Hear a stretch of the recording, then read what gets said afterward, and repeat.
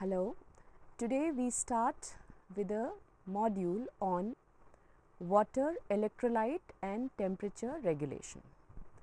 If someone asks you what are the two essential things for your survival, the answer to that question is that the body should have the right water balance and the electrolyte balance. So, considering that these components are so vital for our mere existence, its application in exercise and sports is of utmost importance. It is very clear to all of us that the performance for any sports person or any person who is into active physical activity or workout is optimum only when the person is well hydrated, because the repercussions of poor hydration is not only on the performance, but it can have adverse consequences on the body. So, in this module, we will be learning more about water electrolyte regulation in relation to sports and physical activity. So, let us take the module further. Let us understand what is water in relation to our body. 60% of the body of a normal healthy individual weighing 70 kilos is made up of water. This total body water can be divided into extracellular fluid and intracellular fluid. The extracellular fluid comprises 35% of the total body water, whereas the intracellular fluid comprises of 65%.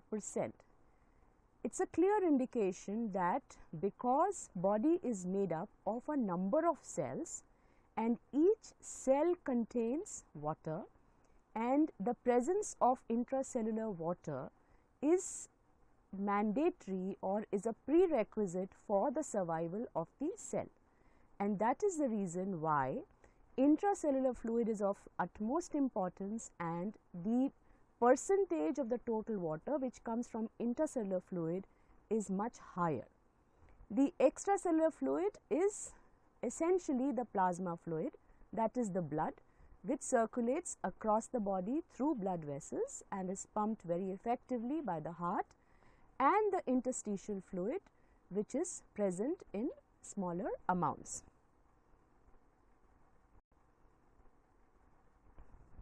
So, what are the functions of water? The most important function of water in relation to exercise is to maintain body temperature. Let us understand that body temperature rises by 1 degree Celsius with every 3 minutes of exercise, and for every 1 liter of sweat loss, 600 kilocalories are lost. So, the point which we are trying to make is that as we work out, as we exercise, as we play a sport, our body temperature is likely to rise, and maintaining body temperature throughout the physical activity, throughout the sports is very important, because if the body temperature is not maintained near normal, the regulatory substances which are needed for the metabolism of substrate, for the providing energy, or even the utilization of nutrients can get affected, because majority of these regulatory substances are protein based, and if the body temperature gets elevated, it can lead to denaturation of proteins. So, which means the effect of our hormones, enzymes and immune bodies, everything can get affected, and we can go into metabolic complications if the body temperature is not maintained. So, through water, through proper hydration, we can achieve maintenance of body temperature very effectively, and that is the reason why hydration pre-workout, during workout and post workout at all stages is very, very important. We will be discussing that a little later. The second thing is lubrication of joints. Now, we know that the joints have the synovial fluid, which helps in the lubrication of the bones across the joint. And if this water is decreased, there is going to be discomfort in the activity and free movement. So, water is very essential for the lubrication of joints. For every 1% body water loss, there is also decrease in the plasma volume by 2.5%, muscle water decreases by 1%, rectal temperature increases by 0.4 to 0.5 degrees Celsius, and cardiac output increases. The point which we are trying to make here is that the moment we are losing water from the body, we are influencing the fluids level at all metabolic levels. The moment our plasma volume decreases, it is going to have an effect on the blood circulation to the vital parts of the body, especially the working muscle. The effect of dehydration can also be seen in the performance of the muscle and at the level of cardiac output. So, all these factors in totality can hamper or influence the performance during a workout or during a sport. Let us look at thermoregulation a little more in detail. Body temperature is a well regulated balance between heat lost and heat gained. The normal body temperature ranges between 36.1 to 37.8 degrees Celsius. As I mentioned, during physical activity, the body temperature rises by almost 1 degree Celsius every 3 minutes. This rise in core temperature is due to the increased metabolic rate due to increased demands. The thermoregulation can be achieved by conduction, convection, radiation and evaporation. Very less of thermoregulation is achieved through conduction during sports. The major methods through which thermoregulation is achieved during sports activity is convection and evaporation.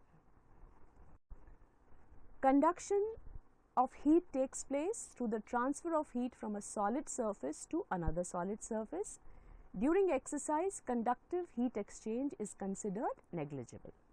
Convection, the transfer of heat by the motion of a gas or a liquid which is in contact with a heated surface, that is what is convection, and that is precisely what happens within the body and outside the body when the person is into active sports.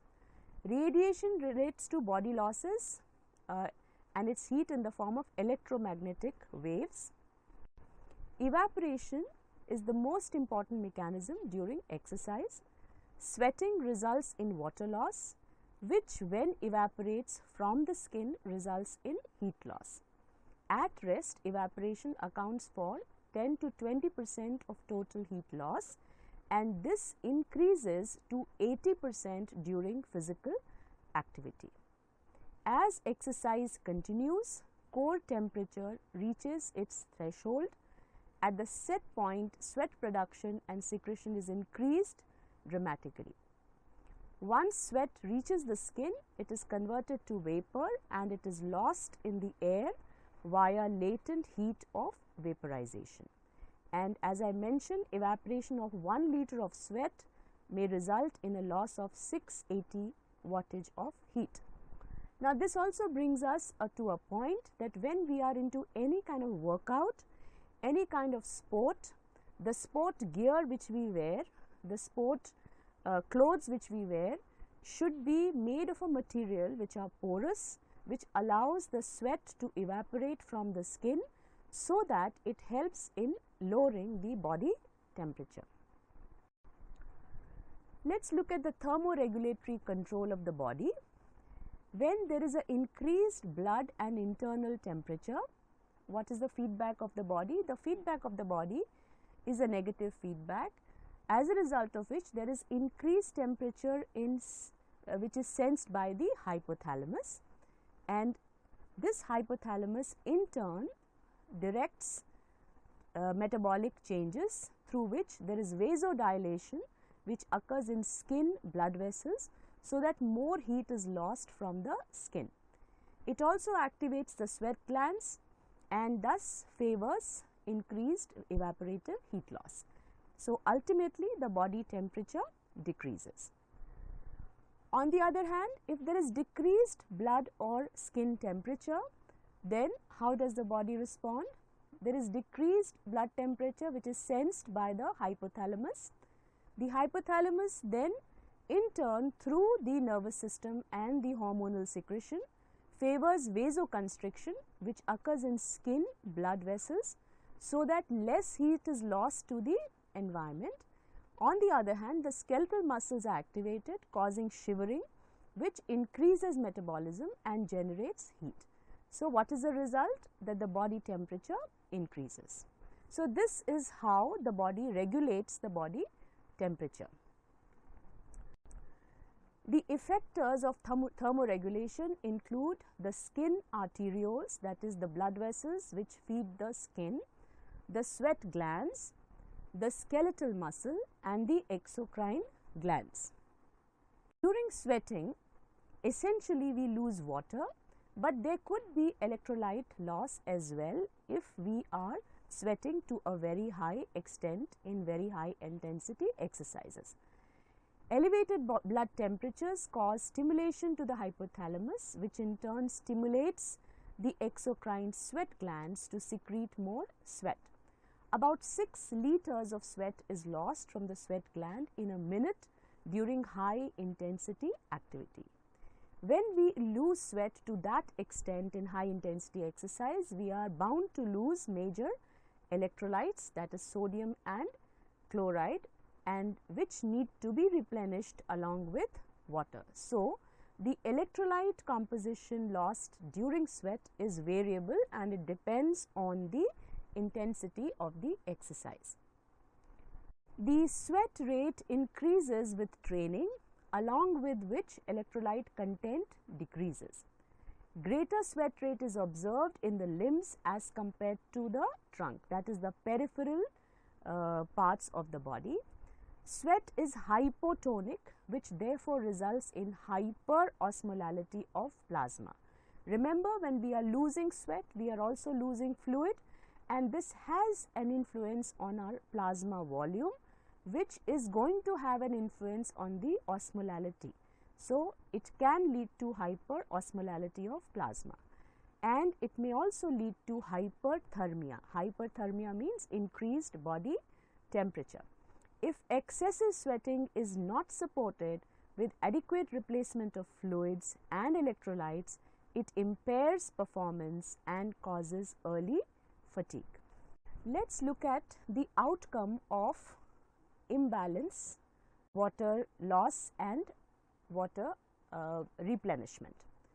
The outcome of water imbalance in any situation, and especially in a situation when we are working out physically and into active sport, is dehydration. Dehydration is very crucial for cell survival, and it has a direct implication for a sports person, and the first symptom of dehydration is fatigue. The fluid loss, which is greater than 1% of body weight, is a concern and can push a person at risk to dehydration. And dehydration can also lead to electrolyte imbalance. So, what are the symptoms of dehydration? I think as a sports person or a person into active sports and active workout, we should be aware of the symptoms of dehydration. What are the early symptoms? The early symptoms are fatigue, as I mentioned earlier, lightheadedness, loss of appetite, heat intolerance, dry mouth and eyes. Whereas, if we don't detect the dehydration at an early stage, it can lead to a severe state of dehydration, wherein we can have symptoms like difficulty in swallowing because of the lack of decrease in the saliva, clumsiness, shriveled skin because the skin may lose its muscle tone, sunken eyes, painful urination, numb skin, muscle spasm and delirium. Delirium is a condition of imbalance. So, what is the effect on the exercise performance? Dehydration definitely would have an effect on the exercise performance, and it is impaired when an individual is dehydrated by 2% of the body weight. The effects include reduced alertness and inability to concentrate, accompanied with tiredness and headache. So, imagine when you are playing a sport, you need to be alert, you need to be agile, you need to concentrate on the game, on your movement, on the shot, and you need to have a very stable and peaceful state of mind. So, if such symptoms appear because of dehydration, automatically the performance of the sports person is going to go down. It is also associated with impaired cognitive performance. Capacity to work is reduced by 30% when losses exceed 5%. So, as the extent of dehydration increases, the capacity to work is bound to decrease more and more. Capacity of work in sports person is the stamina, is the ability to endure, is the ability to perform well. Now, this affects high intensity exercise and endurance training, wherein you need more stamina, you need more power, you need to sustain for a relatively longer period of time. Increased sweat loss is accompanied with reduced plasma volume. Reduction in the plasma volume has a great impact on work capacity, because essentially it is the plasma volume which determines the reach of oxygen, the reach of nutrients to the working muscle. The reduced plasma volume reduces plasma viscosity, which reduces venous return. That means the moment plasma viscosity increases, the blood's ability, the plasma's ability to return the waste products back to the lungs goes on decreasing. With increasing intensity, cardiac output also reduces.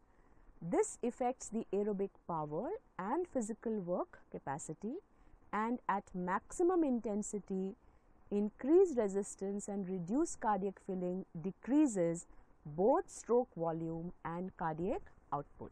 As you remember, we mentioned about cardiac output is the amount of blood pumped out from the heart, and stroke volume is the amount of blood which is pumped out of the heart with one contraction. So, there is an influence seen both at the level of cardiac output and stroke volume with increasing dehydration or disturbed water balance. What are the other cardiovascular effects? We mentioned decreased stroke volume, increased heart rate, this is bound to happen, lower cardiac output, lower mean arterial pressure. For every 1% of body water loss, the heart rate increases by 3 to 5 beats. Thus, with dehydration, the overall working capacity, motivation to perform activity, thermoregulatory system and cardiac system all get affected.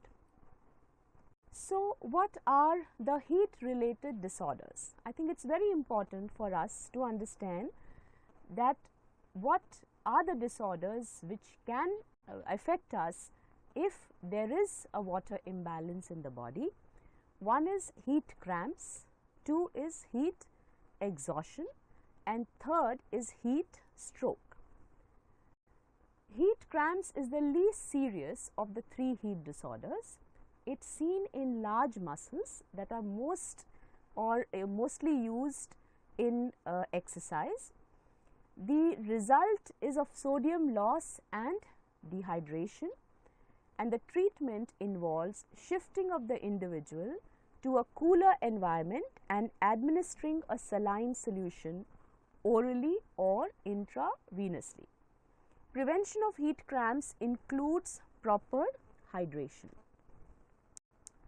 Heat exhaustion results when the cardiorespiratory system fails to meet the need of the body and individual progresses to severe dehydration. When demands of increased blood flow to the skeletal muscle cannot be fulfilled, it leads to heat exhaustion.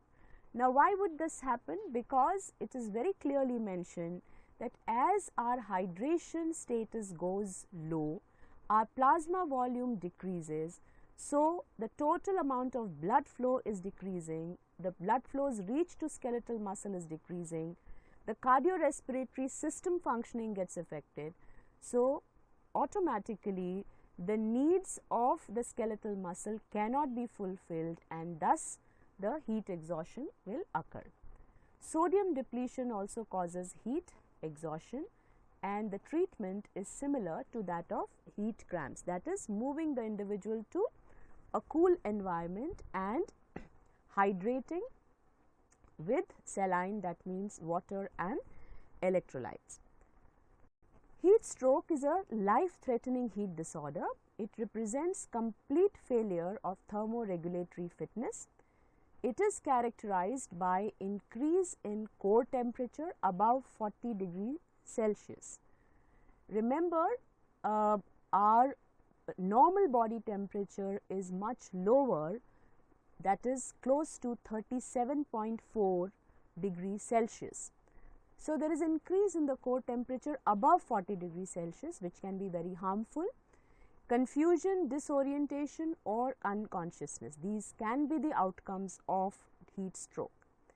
There is altered mental status, which is very evident, and the best treatment involves immersing the individual in cold or ice water. Now, let us look at the three outcomes of water imbalance in the order of severity and at a glance. So, we see the heat illness, that is heat cramps, heat exhaustion, heat stroke in the order of increasing severity. And if we look at the warning signs and we see the heat cramps, it may start with painful large muscle cramps, profuse sweating, excessive thirst, fatigue, whereas at the level of heat stroke, it could be loss of consciousness, confusion and cessation of sweating. In addition to this, the other symptoms like nausea, headache, chills, all these things can be seen in heat exhaustion. So, what do? The answer to all these disorders is to replace fluids and electrolyte. The water intake before and during exercise should be equal to losses. Pre-exercise hyperhydration delays dehydration. So, 400 to 600 ml of cold water 10 to 20 minutes before exercising is very essential. During exercise, 150 to 250 ml of water every 15 minutes. Replenishing the lost water after a session of physical activity is also extremely important for maintaining the function of thermoregulatory, cardiovascular and muscular system. So, we need to emphasize to a sports person, to a person into active workout or physical activity, that we must condition our body towards adequate hydration both before exercise, during exercise and after exercise. If we start our workout in a hydrated state, our performance is optimal, the injuries are less and we are less prone to the disorders of water imbalance, that is heat cramps and heat stroke. The ingestion equal to 150% of weight loss resulted in optimal rehydration 6 hours after exercise. So, what to drink during training? We may start with plain cool water, which is very good and especially for mild to moderate level of exercise, because we know that with this intensity of exercise we are not losing too much of electrolyte, but we are definitely losing water. Another principle of hydration is that whatever we provide as a fluid to hydrate should be low in osmolality, because if we give a highly osmotic fluid, it is going to withdraw water from the cells and it may favor diarrhea rather than helping the cell get replenished in terms of water. Electrolytes come into the picture when we are looking at a high intensity workout, and because with the sweat we are likely to lose electrolytes as well. Now, when we make a mixture of water and electrolytes, and that is the sports drink, we see that the percentage of electrolyte is a defined percentage, maybe 5 to 10%, not more than that, or rather 5 to 8%. And as I mentioned, that the osmolality of a sports drink also would be lower than the body fluid. Invariably, we see that with electrolytes there is presence of glucose in the sports drink. The fundamental reason why we combine glucose, electrolyte and water together is because when we rehydrate a person, there is quick absorption of glucose along with water, but glucose absorption favors or drags the sodium, and sodium dragging favors the water rehydration. So, it is always good to combine sugar, that is simple sugar, with electrolytes along with water, but in a weak concentration solution. Sometimes amino acid drinks are also used as a post-workout drink. The purpose here is not only to hydrate, but to also replenish muscles with important amino acid. So, to conclude and summarize, what have we learnt in this session? We have learnt that water is a very integral part of our body.